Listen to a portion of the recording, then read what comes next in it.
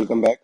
आज है 20th मई और आज के न्यूज़पेपर में कौन कौन सी इंपॉर्टेंट न्यूज़ और कौन कौन सी इंपॉर्टेंट एडिटोरियल्स हैं उसको डिस्कस करेंगे।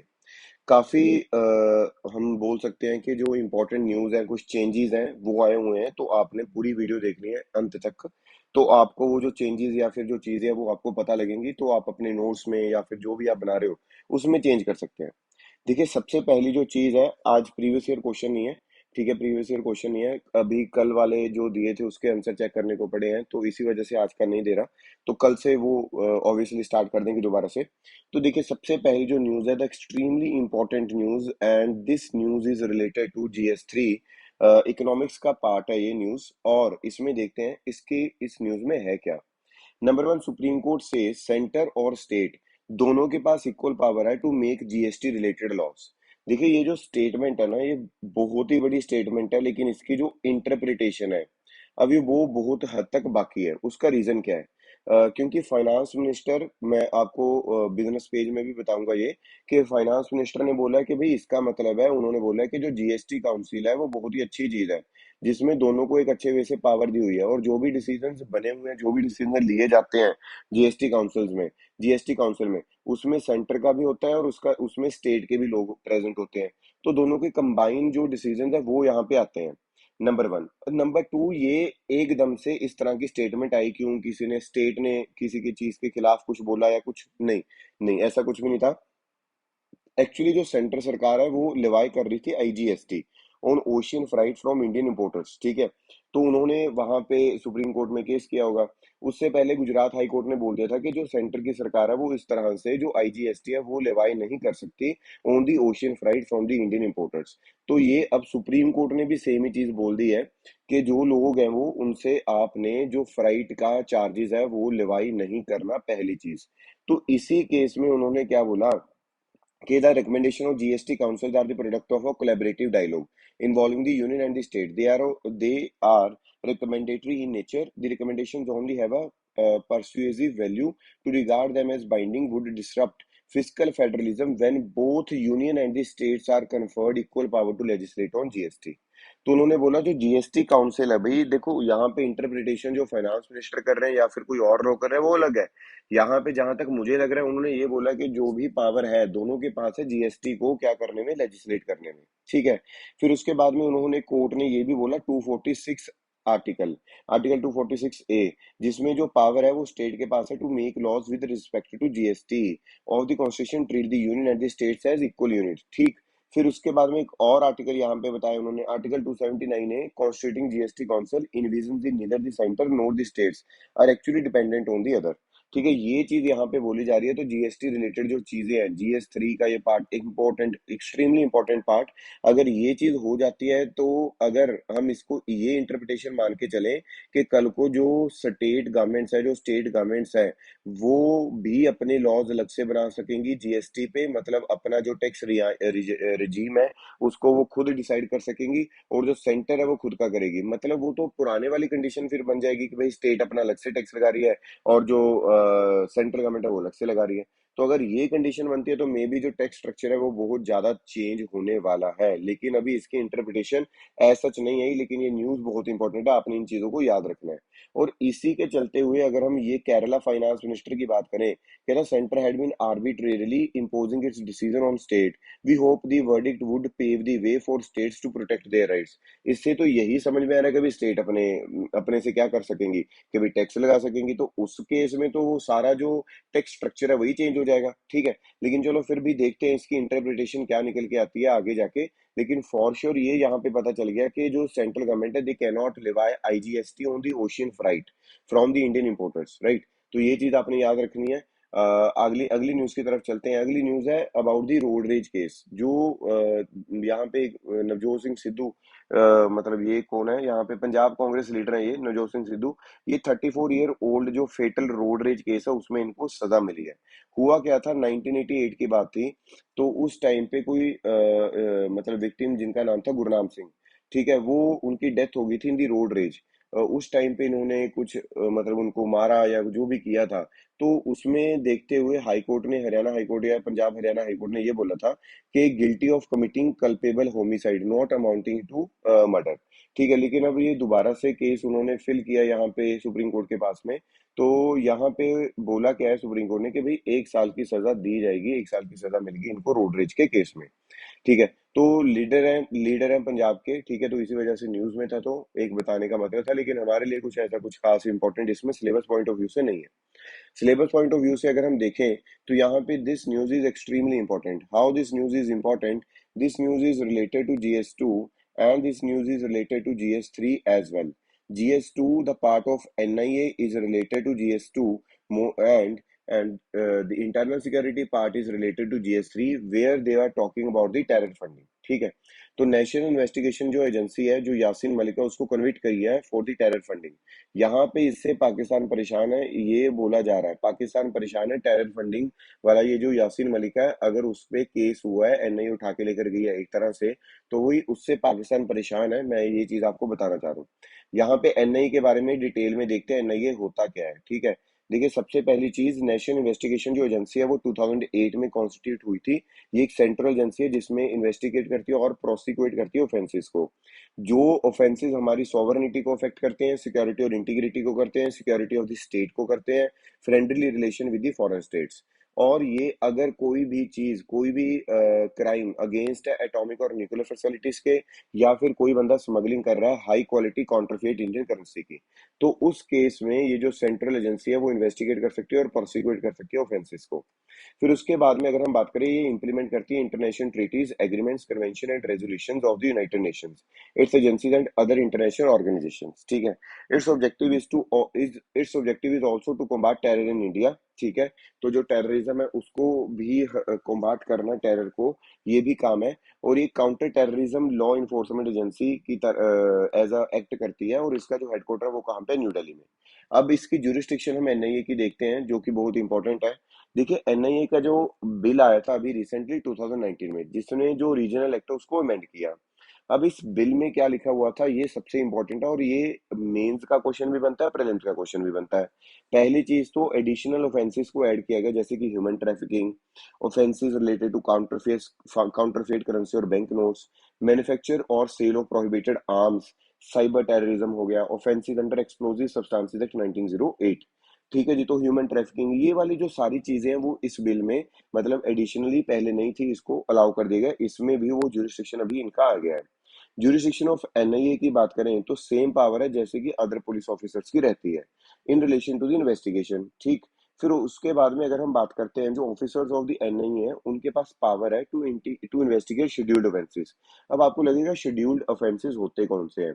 Scheduled offences are those offences जो एनआईए एक्ट 2008 के अंदर लिखे रहेंगे, उनको हम शेड्यूल्ड ऑफेंसेस बोलते हैं। ठीक है जी, फिर उसके बाद में हमें यहाँ पे पता चला जो सेंट्रल गवर्नमेंट है वो डायरेक्ट कर सकती है एनआईए को to investigate such cases as if the offence has been committed in India. अगर कोई भी ऑफेंस कमिट हुआ है इंडिया में, ठीक है जी, तो सेंट्रल गवर्नमेंट में डायरेक्ट दी एनआईए, एनआईए को बोल सकती है कि भैया आप जाके इन्वेस्टिगेट करो। तो इस केस में स्पेशल कोर्ट बनाई जाती है in New Delhi will have jurisdiction over these cases. जिस केस में इन्वेस्टिगेशन एनआईए कर रहा है, तो एनआईए क्या करेगा, अपनी स्पेशल कोर्ट बनाएगा उन केसेस के लिए। स्पेशल कोर्ट का हम मतलब समझते हैं, स्पेशल कोर्ट क्या है? जो सेंट्रल गवर्नमेंट है for the trial of scheduled offences, ठीक है, वो एक या फिर एक से ज्यादा स्पेशल कोर्ट बना सकता है under section 11 and 22 of the NIA act 2008। अगर हम इसकी कॉम्पोजिशन के बारे में बात करें तो supreme court shall be presided over by a जज to be appointed by the central government on the recommendation of the chief justice of the high court.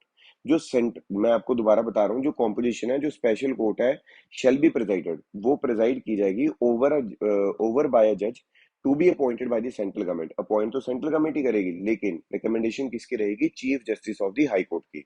इतना समझ में आया? अभी सेंट्रल गवर्नमेंट में if required appoint an additional जज और additional जजेस to the special court on the recommendation of the chief justice of the high court. I hope ये एनआईए का जो टॉपिक है आपको कंप्लीट समझ में आ गया होगा, और आपको प्रीलिम्स और मेंस के लिए कुछ और एक्स्ट्रा देखने की इसमें जरूरत नहीं पड़ेगी। ठीक है, तो इसके बारे में आपको एक कंप्लीट इन्फॉर्मेशन मिली है, जो कि यासिन, अब पाकिस्तान इससे क्यों घबरा रहा है या फिर क्यों परेशान हो रहा है वो आपको पता ही है, क्योंकि बहुत सारी ऐसी चीजें हैं, ये सेपरेटिस्ट लीडर है। तो सेपरेटिस्ट लीडर अगर जहां जब तक जिंदा रहेंगे तब तक कश्मीर में इस तरह की जो टेरर फंडिंग वाली या फिर जो टेररिज्म को बढ़ाने वाली जो चीजें हैं या फिर टेररिज्म प्रमोट करने वाली चीजें होती रहेंगी जब तक ये सेपरेटिस्ट लीडर जिंदा है। अगर इसको पकड़ा जाने लगे, इसको खत्म करने लगे, तो वो वाली चीजें भी खत्म हो जाएंगी। तो इसी वजह से पाकिस्तान इसमें परेशान है। नेक्स्ट चीज की बात करते हैं यहाँ पे। देखिए, Supreme Court to hear Gyanvapi case today. आज ज्ञानवापी का जो केस है सुप्रीम कोर्ट उसको सुनेगा। फिर इस पे जो भी प्रोसीडिंग आएगी कल को इसको डिटेल में मैं डिस्कस करूंगा। इसमें मैं आपको बता दूं जितने भी एक्ट इन्वॉल्व होंगे उसको डिस्कस करेंगे, रेलिवेंस क्या था और किस तरह का ये इशू है। कल को पहले ये एक अलग से पीडीएफ बना के इस इशू को डिस्कस करेंगे हम, ठीक है जी। चलिए, क्योंकि आज अगर हम इसको डिस्कस करते हैं, मेरे पास I have already created a PDF, लेकिन उसमें प्रॉब्लम क्या आएगी कि जो आज हेयरिंग है उसमें कुछ चेंजेस आएंगे तो वो प्रॉब्लमेटिक हो जाएगा। तो फिर करना पड़ेगा। तो कल को इसको इशू को डिटेल में डिस्कस करेंगे। फिर आगे देखिएगा यहाँ पे, this issue is also related to GS2। अब GS2 का ये जो इशू है इसमें हमें क्या पता चल रहा है कि जो door step ration delivery plan है उसको बंद करने की बात की है दिल्ली हाई कोर्ट ने बोला है। दिल्ली हाई कोर्ट ने उन्होंने बोला, कहते हैं यार आप डोर टू डोर जो रेशन बांट रहे हो, राशन बांट रहे हो अंडर मुख्यमंत्री घर घर राशन योजना, कहते ठीक है भाई, आपकी इच्छा है, आप बांटना चाहते हो बांट लो, लेकिन आप क्या कर रहे हो यहाँ पे, आप राशन ले रहे हो सेंटर से और सेंटर का राशन फिर आगे क्या कर रहे हो, डिस्ट्रीब्यूट कर रहे हो। ठीक है, तो ये वाली जो चीज है वो कहते प्रॉब्लमेटिक है। अगर आप करना चाहते हो तो आप अपनी एक अलग से स्कीम चलाओ, उसके अंडर आप जो करना चाहते हो आप कर सकते हो। ठीक है जी। तो ये था फर्स्ट जो हमारा फ्रंट पेज है न्यूज़पेपर का, उसके बारे में। आगे चलते हैं। नेक्स्ट न्यूज जो हमने डिस्कस करनी है आज, it's related to editorial.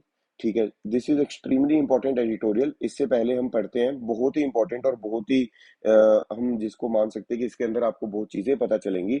This editorial is related to GS3 environment वाले सेक्शन से ये रिलेटेड है। नंबर वन, यहाँ पे अगर हम इंट्रोडक्शन की बात करें तो यहाँ पे लिखा हुआ है जो बायोडाइवर्सिटी है वो is the living fabric of our planet. मतलब अगर बायोडाइवर्सिटी खत्म हो जाएगी तो जो फैब्रिक बना हुआ है तो बहुत कुछ खत्म हो जाएगा, जो इकोसिस्टम है वो कोलैप्स कर जाएगा और यहाँ पे रहना क्या हो जाएगा, मुश्किल हो जाएगा। तो हम अगर यहाँ पे बात करें the main global drivers of biodiversity loss, biodiversity loss हो कैसे रहा है, एक तो क्लाइमेट चेंज हो गया, इन्वेजिव स्पीशीज होगी, over exploitation of natural resources हो गया, पोल्यूशन, अर्बनाइजेशन, ये कई कारण है जिसकी वजह से हम क्या देखते हैं कि जो बायोडाइवर्सिटी है वो खत्म हो रही है या फिर कम होती जा रही है। फिर अगर हम यहाँ पे बात करें दी अर्थ इज अंडर स्ट्रेन, ये अर्थ इज अंडर स्ट्रेन का मतलब क्या है। देखिए, क्योंकि हमने जो हमारी इकोलॉजिकल कैरिंग कैपेसिटी है हम उसको एक्सेस में यूज कर रहे हैं, जिसकी वजह से जो अर्थ है वो स्ट्रेन के अंडर है, वो प्रेशर के अंडर है। अब देखिए यहाँ पे मैं आपको एक कॉन्सेप्ट बता रहा हूँ कैरिंग कैपेसिटी का। कैरिंग कैपेसिटी होती क्या है, सपोज कोई रूम है, उस रूम की कई स्टूडेंट्स को या फिर कोई लोगों को कैरी करने की कैपेसिटी 20 है, तो वो क्या होगी, कैरिंग कैपेसिटी उसकी।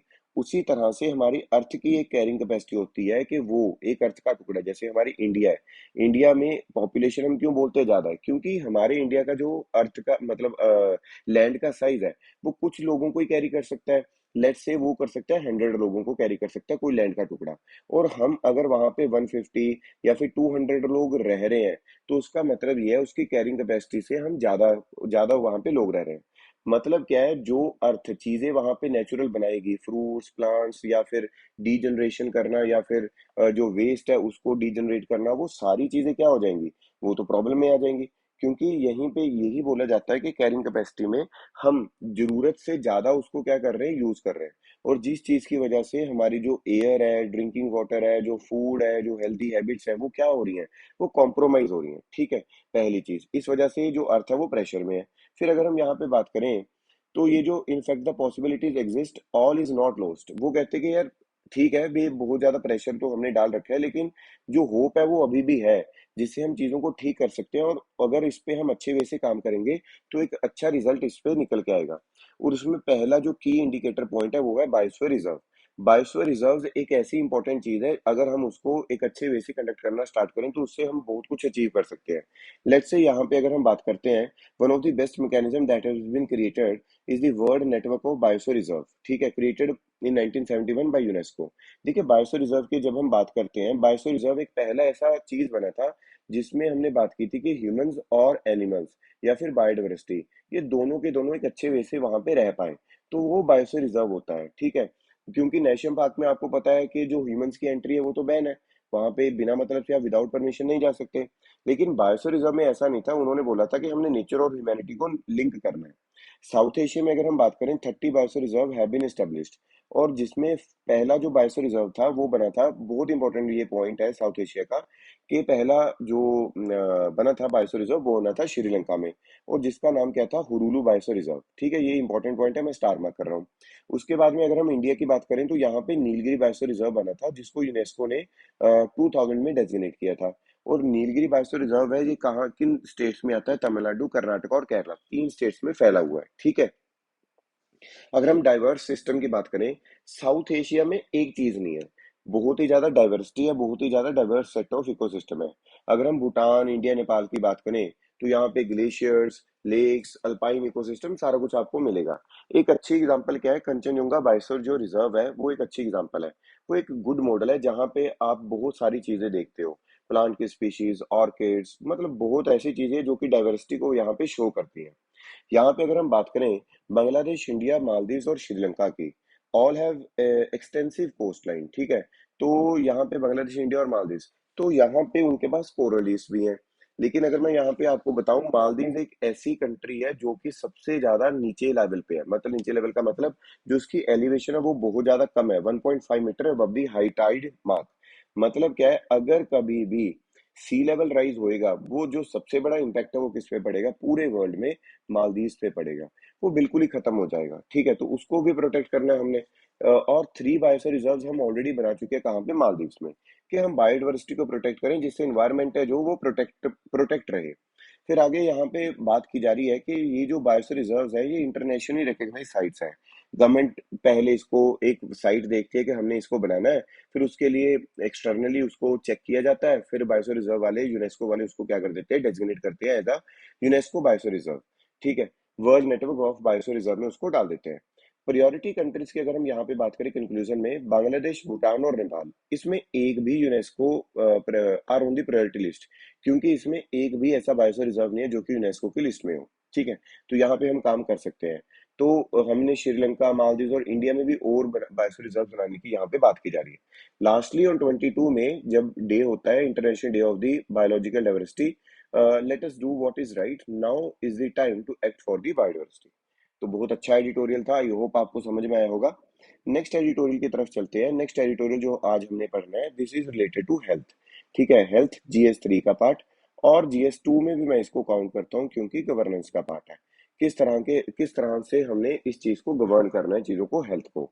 देखिए, यहाँ पे सबसे पहली चीज जो यहाँ पे बताई जा रही है कि जो हमारी नई गाइडलाइंस आई हैं, गवर्नमेंट ने, यूनियन गवर्नमेंट ने गाइडलाइंस दी अबाउट दी, एक नया कार्डर बनाने की बात की जा रही है, public health and management cadre, PHMC। और इसी के साथ में revised editions of the Indian public health standards, IPHS, Indian public health standards, जिससे एक हेल्थ केयर जो मतलब we can say quality health care है वो इंश्योर होएगी। अगर हम यहाँ पे बैकग्राउंड की बात करें, अब background and the fall out, देखिए जो पब्लिक हेल्थ मैनेजमेंट कार्डर है, अगर हम उसकी बात करते हैं, वो सबसे पहले कहाँ पे रिकमेंड किया गया था, नेशनल हेल्थ पॉलिसी 2017। मैं यहाँ पे स्टार मार्क कर रहा हूँ, ये इंपॉर्टेंट है प्रीलिम्स के लिए भी और मेंस के लिए भी। P+M यहाँ पे मैं लिख रहा हूँ। एट प्रेजेंट अगर हम बात करते रहे यहाँ पे, most Indian states exception suggest Tamil Nadu और उड़ीसा को छोड़ के सभी जगह पे एक टीचिंग कैडर है, किस चीज के लिए, मेडिकल कॉलेज फैकल्टी मेंबर्स में specialist cadre of the doctors involve in clinical services. लेकिन ये वाला जो स्ट्रक्चर है, ये कोई भी स्ट्रक्चर प्रोवाइड नहीं करता किस चीज को लेकर, पब्लिक हेल्थ मैनेजमेंट कैडर को लेकर। ठीक है, तो इसी वजह से अगर हम यहाँ पे देखें, बहुत कम रिस्पॉन्स मिलता है हमें पब्लिक हेल्थ मैनेजमेंट कैडर के लिए या फिर पब्लिक हेल्थ मैनेजमेंट सर्विसेज के लिए। इतना क्लियर। अभी अगले यहाँ पे पैराग्राफ में लिखा हुआ है, ये जो प्रपोज्ड पब्लिक हेल्थ कार्डर और हेल्थ मैनेजमेंट कार्डर है, इसमें एक पोटेंशियल है कि हम जो हमारे लिए जो चैलेंजेस हैं हेल्थ गाइडलाइंस को लेकर, हेल्थ को लेकर, उसको हम क्या कर सकते हैं, ठीक कर सकते हैं। और ये जो रिवाइज्ड वर्जन दिया है ये IPHS का, उसमें क्या है कि भाई सरकार ने स्टेट को बोल दिया कि आपने क्या करना है, जो हेल्थ सर्विसेज है वो पब्लिक हेल्थ फैसिलिटीज को, उसकी क्वालिटी आपने इंप्रूव करनी है। और क्वालिटी इंप्रूव करने के लिए उन्होंने बोला है पूरा कि भाई आपको PHMC पे क्या करना है, फोकस करना है। ठीक है, अभी अगर हम इसका रोल और रेलिवेंस देखें तो उसके बारे में बात करते हैं। देखिए, जहाँ यहाँ पे जो एपिडेमियोलॉजिस्ट हैं, उन्हीं को यहाँ पे बोल दिया जाता है आप ही पीएचएमसी हो, मतलब पब्लिक हेल्थ मैनेजमेंट मतलब कि कैडर की तरह या सर्विसेज की तरह काम कर सकते हो। लेकिन वो ऐसा काम नहीं करते, क्योंकि उनका काम बहुत लिमिटेड है एज कंपैरिजन टू पीएचएमसी। अगर हम उन्हीं से वो काम करवाएंगे तो वो जो पीएचएमसी का काम है वो मतलब क्या है कि वो कर रहा है और दूसरा काम वो कर नहीं पाएगा, तो उससे जो रेलिवेंस है या फिर जो चीजें हैं वो मतलब हौच पौच हो जाएंगी। और यहाँ पे अगर हम इनिशियल थ्रेट अगर हम देखते हैं, जैसे इबोला आया, निपा वायरस है, या फिर कोई भी चीजें यहाँ पे आ रही हैं, तो उससे एक रेलेवेंस पीएचएमसी का बढ़ता हमें नजर आ रहा है। मोर ओवर, अगर हम सबसे इंपॉर्टेंट यहाँ पे बात करते हैं, इसका रेलेवेंस हमें कब देखा? कोविड कोविड 19 में हमने सबसे ज्यादा बड़ा रेलेवेंस पीएचएमसी का दिखता है। अ कंटिन्यूइंग रोल इन केयर, अगर हम पब्लिक हेल्थ वर्कफोर्स की बात करें, एक रोल है जिसमें बियॉन्ड एपिडेमिक और पेंडेमिक, मतलब एक ट्रेन्ड पब्लिक हेल्थ वर्कफोर्स तो होनी चाहिए जो कि होलिस्टिक हेल्थ केयर में काम कर पाए, प्रिवेंटिव और प्रमोटिव सर्विसेज प्रोवाइड कर पाए। ठीक है, तो ये जो रिवाइज्ड आईपीएचएस आया है, ये हेल्थ स्टैंडर्ड्स हमें प्रोवाइड किए हैं, तो ये इंपॉर्टेंट है for the development boat, but not an and itself. ऐसा भी नहीं कि भाई यही बस सारा कुछ है कि इसी से सारा कुछ हो जाएगा, क्योंकि देखा गया है जब जब चेंज की बात की गई है, सिर्फ और सिर्फ 15 to 20% of government health care facilities इस चीज को मानने में मतलब तैयार होती है या फिर उसके स्टैंडर्ड्स पे खरी उतरती है। तो अगर हम बोल देंगे कि भाई आईपीएचएस हम चेंज कर दिए, हमने चेंज कर दिया तो सारा कुछ ठीक हो जाएगा, नहीं। इसके लिए पॉलिसी मेकर्स को एक अच्छे वे से आईपीएचएस को इम्प्लीमेंट करने के लिए पीएचएमसी पे फोकस करना पड़ेगा, पब्लिक हेल्थ मैनेजमेंट कैडर पे, यहाँ पे ये बात बोली जा रही है। तो इम्परफेक्ट इंप्लीमेंटेशन नहीं होनी चाहिए, परफेक्ट इंप्लीमेंटेशन हमने करनी है। मोर ओवर 15 फाइनेंस कमीशन में यहाँ पे क्या बोला, 2021-26 टाइम पीरियड के लिए जो प्रधानमंत्री Ayush Bharat health infrastructure mission है, allocations are available for strengthening public health services and could be used as a catalytic funding which should be used in the interim as states embark upon implementing the PHMC and revised IPHS।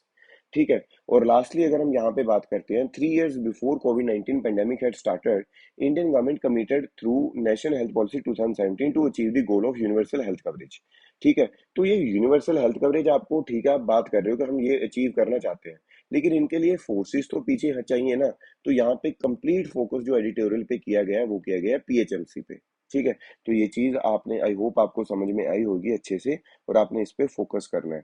जो एक कार्डर है उसको बनाया जाएगा और उस पे काम आगे भी किया जाएगा। सो आगे चलते हैं, जो अगली न्यूज आज हमने डिस्कस करनी है is about ethanol blending programme और एथेनॉल ब्लेंडिंग पॉलिसी। देखिए, इसके बारे में बात करते हैं। सबसे पहली चीज, आपको पता है कि हम जो क्रूड ऑयल है वो बाहर से मंगवाते हैं। क्रूड ऑयल बाहर से मंगवाने की वजह से होता क्या है, हमारा जो एक्सचेकर है, मतलब जो हमारा फॉरेन रिजर्व्स है, या फिर वीकेंड से जो हमारी बैलेंस ऑफ पेमेंट्स है, या एक्सपोर्ट इंपोर्ट की मैं बात करूं या बैलेंस ऑफ ट्रेड की बात करूं, ठीक है, कितनी टर्म्स एक ही बार में यूज कर दी। जो बैलेंस ऑफ ट्रेड है, ये हमारा डेफिसिट में चला जाता है। मतलब क्या है, हमारे जो एक्सपोर्ट है वो क्या होते हैं, यहाँ पे एक्सपोर्ट नेगेटिव में चले जाते हैं और जो इंपोर्ट है वो पॉजिटिव में चला जाता है। इसका मतलब क्या है, हम मेजर चीज जो इंपोर्ट करते हैं वो है क्रूड ऑयल, गोल्ड, ऐसी चीजें। तो क्रूड ऑयल का प्राइस अगर बढ़ता है तो हमारी पूरी कंट्री पे इम्पैक्ट पड़ता है। तो इन चीजों से बचने के लिए हम क्या कर रहे हैं, पेट्रोल और डीजल में एक कंपोनेंट अलग से डालेंगे। पेट्रोल में, अभी तो हम पेट्रोल की बात कर रहे हैं, तो पेट्रोल में अलग से कंपोनेंट डालेंगे, वो क्या होएगा, एथेनॉल। ठीक है, मतलब सपोज यहाँ पे टारगेट है कि अगर 100 क्वांटिटी का पेट्रोल है तो 80 उसमें पेट्रोल होना चाहिए और 20 यहाँ पे एथेनॉल होना चाहिए। करंटली हमारा जो चल रहा है वो 90 और 10 चल रहा है, हम इसको कितना करना चाह रहे हैं, 80-20। तो इसके लिए उन्होंने क्या किया, एक पॉलिसी आई थी, नेशनल पॉलिसी ऑन बायोफ्यूल्स, उसको अमेंड किया और जो टारगेट है वो जल्दी करने की कोशिश की। पहले E20 मतलब एथेनॉल ब्लेंडिंग 20, एथेनॉल को 20% हमने ब्लेंड करना है, वो 2030 तक का टारगेट था, लेकिन अभी हमारा टारगेट आ चुका है 2025 तक का। और ये टारगेट आपने जल्दी से जल्दी क्या करना है, तेज करना है इस टारगेट को 2023 से। लेकिन इसके लिए अगर मैं आपको बताऊं एथेनॉल होता क्या है, ethanol is nothing but ethyl alcohol, मतलब 99% जो अल्कोहल है, ठीक है, वो वाली हमारी जो चीज है वो क्या होती है, इथाइल अल्कोहल। ये एक हाइड्रोकार्बन है जिसको जलाने से क्या होता है, generate heat and power engine. ठीक है, और मोर ओवर अगर हम यहाँ पे बात करें, report by the IEEFA says that कि अगर हमने 20% ethanol blended in petrol by 2025 हमने पूरा करना है, तो हमें 30,000 additional square kilometre of land चाहिए to come under the maize cultivation. क्योंकि ये जो एथेनॉल हम बना रहे हैं वो मेनली शुगर केन मोलेसिस हो गया, शुगर केन हो गया, मेज, इनसे बनाते हैं। तो उनको उगाने के लिए हमें जगह चाहिए होगी, उनके लिए वाटर, ये वो सारी चीजें चाहिए, तभी हम ये चीज कर पाएंगे। हम 2001 से ये फिजिबिलिटी पहले देख रहे थे, फिर हमने 5% किया, फिर 10%, अभी हमारा टारगेट है 20%। ठीक है जी। अभी अगर हम बात करते हैं कि ये कुछ अफेक्ट करेगी इंजन को, नहीं, इफेक्ट कुछ ज्यादा नहीं करेगी। यहाँ पे ये रिपोर्ट बोल रही है कि अगर कुछ मॉडिफिकेशंस कर दी जाएंगी तो कोई बहुत कुछ ज्यादा इफेक्ट नहीं करती, वो उसी के तरह के इंजन बन जाएगा। हम इंटरनेशनल एक्सपीरियंस की अगर बात करें तो फ्लेक्स फ्यूल इंजन टेक्नोलॉजी है जो, वो बाहर की कंट्रीज में यूज की जा रही है, और maximum in the Brazil. Brazil में जो 80% व्हीकल्स हैं वो कौन से यूज किए जा रहे हैं, फ्लेक्स फ्यूल वाले। मतलब फ्लेक्स फ्यूल वाले का मतलब कि वो एथेनॉल, कंप्लीट एथेनॉल से वो चल सकते हैं। और उसकी जो कॉस्ट है वो कुछ, आप मान के चलो कि 4 व्हीलर्स के लिए 25,000 या फिर 50,000 तक महंगी रहेगी। ठीक है जी। और यहाँ पे अगर हम बात करते हैं इन्वायरमेंटल कॉस्ट इसका ज्यादा हो सकता है। उसका रीजन क्या है? अगर हम यहाँ पे सिर्फ एग्जांपल की बात करें, पहले तो चलो यहाँ पे देखते हैं कि ये कौन सी गैस रिलीज करता है। कार्बन मोनोऑक्साइड नहीं करता, क्योंकि ये पूरा जल जाता है। लेकिन अगर मैं यहाँ पे बात करूँ नाइट्रस ऑक्साइड, ये बंद नहीं होगी, ये नाइट्रस ऑक्साइड इससे रिलीज होएगी। और अगर मैं यहाँ पे बात करता हूँ, for example, sugar cane is the cheapest source of ethanol. On average a ton of sugar cane can produce 100 kg of sugar और 70 लीटर्स ऑफ एथेनॉल। ठीक है जी। तो एक टन में आप क्या निकाल रहे हो, 100 kg ऑफ शुगर निकल रहा है आपका, और उसमें से 70 लीटर्स ऑफ क्या आ जाएगा, एथेनॉल। ठीक है। तो इसको कितना चाहिए, 1600 to 2000 लीटर्स ऑफ वाटर चाहिए to produce 1 kg of sugar, implying that a liter of ethanol from sugar requires about 2860 litres of water. Right. तो ये चीज यहाँ पे आपने क्या करनी है, ध्यान में रखनी है और याद रखनी है। चलिए नेक्स्ट न्यूज की तरफ चलते हैं। Next news, Pangong bridge construction is in occupied territory centre. यहाँ पे एक चीज समझने वाली है कि जो चाइना, उसने पहले भी यहाँ पे हमारी जो ऑक्यूपाइड टेरिटरी है उसकी, वहां पे ब्रिज बनाने की कोशिश कर रहा था पेंगोंग सो के, अभी फिर दोबारा से बना रहा है। इस मैप को आपने बड़े अच्छे वे से समझना है, एक्सट्रीमली इंपॉर्टेंट जो हम चीज चीज को बोल सकते हैं। पहली चीज यहाँ पे अगर हम बात करें, ये चाइना का एरिया हो गया। यहाँ पे आपको पता है ये अफगानिस्तान है, ये वखान कॉरिडोर, और ये तजाकिस्तान हो गया, ये पाकिस्तान है, और यहाँ पे हमारा इंडिया। ये हमारी अगर हम बात करते हैं, जम्मू एंड कश्मीर वाला पार्ट हो गया, ये लद्दाख वाला पार्ट है। ठीक। अगर हम यहाँ पे बात करें, this is Pakistan occupied Kashmir. ठीक है, पाकिस्तान ऑक्यूपाइड कश्मीर जिसको हम बोलते हैं, मतलब ये Pakistan claimed, controlled by Pakistan territory है, जिसको कि क्लेम करता है कि ये मेरी है, इंडिया बोलता है। लेकिन यहाँ पे कंप्लीटली एलओसी है। एलओसी मतलब शिमला एग्रीमेंट से हमने बोला था कि ये जो लाइन है, यहाँ पे हम मानते हैं इस लाइन को, ये हो गई हमारी ये वाली लाइन एलओसी। फिर उसके बाद में, लेकिन ये वाली जो लाइन है जिसको हम बेसिकली क्या बोल देते हैं यहाँ पे, एलएसी। तो एलएसी को कभी भी किसी ने नहीं माना, वो एक लाइन बन चुकी है बस। ये वाला जो एरिया है, ये जो कंट्रोल है वो चाइना कर रहा है। ये ऑक्यूपाइड चाइना ने कर लिया था, हमारा एरिया था, जानबूझ के उसने अटैक किया और हमसे ये लेकर गया। यहाँ पे आपको दिख रहा होगा गलवान वैली है, ये हो गए हॉट स्प्रिंग्स, और यहाँ पे आपको दिखता है पेंगोंग सो लेक। इतना समझ में आया? अब ये जो पेंगोंग, ये वाला एरिया, जो ये एरिया तिब्बत का एरिया, ठीक है जी। तो यहाँ पे जो पेंगोंग सो लेक है, यहाँ पे ब्रिज बनाने की बात की जा रही है, लेकिन वो अपने वाली टेरिटरी, मतलब जो वो क्लेम करता है। वैसे तो सारा ये पार्ट हमारा था, लेकिन ऑब्वियसली अगर हम यहाँ पे बात करेंगे तो ऑब्वियस ये बोलना ही पड़ेगा अब तो, कि भी जो अपने वाली उसकी जो टेरिटरी जहाँ पे वो कंट्रोल करता है, वहां पे बना रहा है। ठीक है जी। तो पहली चीज, ये मैप आई होप आपको समझ में आया होगा।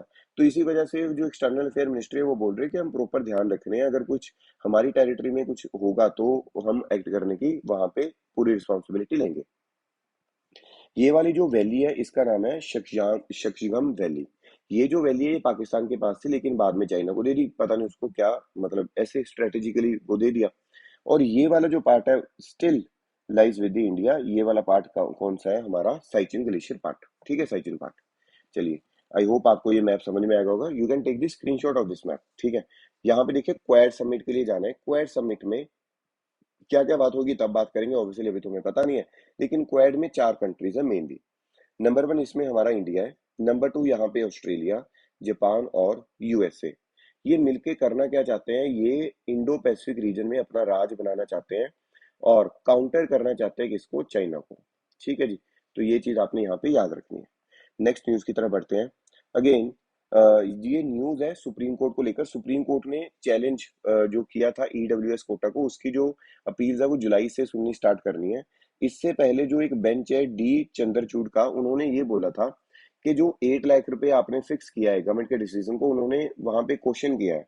तो मे बी अब ये इस पे क्या नई चीज आती है, सुप्रीम कोर्ट क्या नई चीज लेकर आता है या फिर उसको क्वेश कर देगा, या जो भी प्रॉब्लम आएगी या जो भी चीज आती है वो जुलाई में हमें पता चलेगी।